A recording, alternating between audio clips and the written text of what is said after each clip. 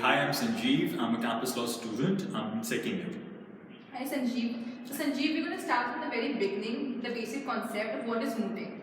Okay, so mooting, if I have to put it in simple words, you know how cricket is being played. So mooting is more like your net practice before your big tournament. So mooting is basically a platform where all the law students get an opportunity to experience a practical environment wherein they can apply the theoretical knowledge that they have gained in classes. It's basically more of like a mock trial which gives them an experience wherein how they have to present a case in front of the judges when they are in the real courts.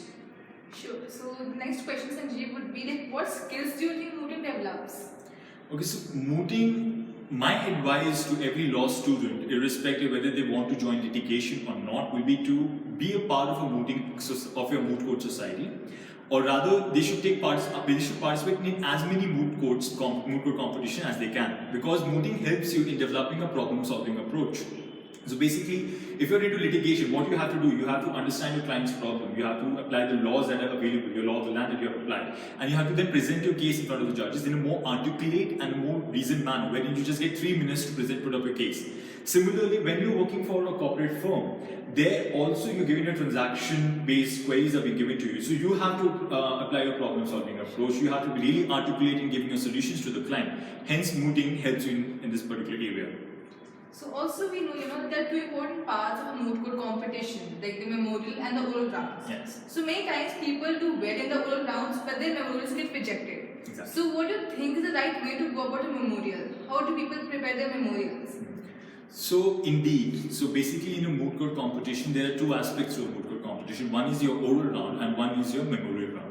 Where exactly your oral round is what you're presenting, what you have already written in your memorials. You're basically making the judges go through your memorial. You're maneuvering the judges to navigate through your memorials. Hence, memorials are really important.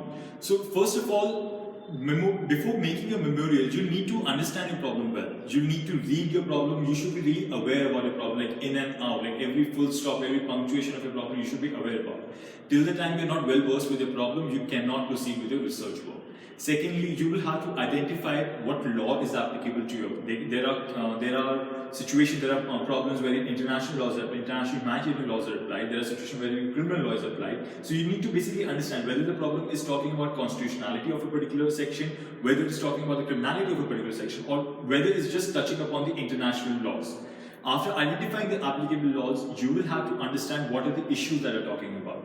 So normally in most, like 95% of all the moot court competitions, the organizers, the host college gives this liberty to the students that apart from the issues already identified in the moot problem, they can themselves devise any other issue they feel like, which is a very good practice because it will help the students in themselves doing some rather being spoon-fed about what the issues are. It will help the students themselves to identify what real issues the problem is talking about. Hence, it will help the students while they're reading the problem to identify that these are the issues they need to target. Sometimes it can be that already 2 issues might be given to the participants. Then the students what they can do is they can modify those issues and club them with the already identified issues that they themselves have identified. And the third and the most important thing is the research work. Now research work, when I say about research work, it does not involve that you're reading just books, you're reading just the case laws. Research is like it's a holistic research. Like you need to read the jurist comments, you need to read the books on those particular problem, you need to go through the case laws. And even so detailed the research needs to be. For example, if you're reading commentary, there might be some footnotes in those commentaries. They might have quoted some from some other books. Then you will have to refer to those footnotes. You will have to go back to the main source, and you have to keep on digging till the time you do not reach to the final source. Because every law has evolved. It must have laid in first case, and it is evolving. So you first need to see what are the situations.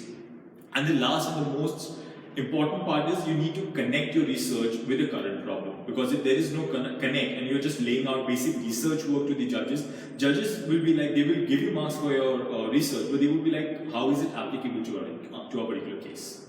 Sure. Thank you. You're welcome. Thank you so much.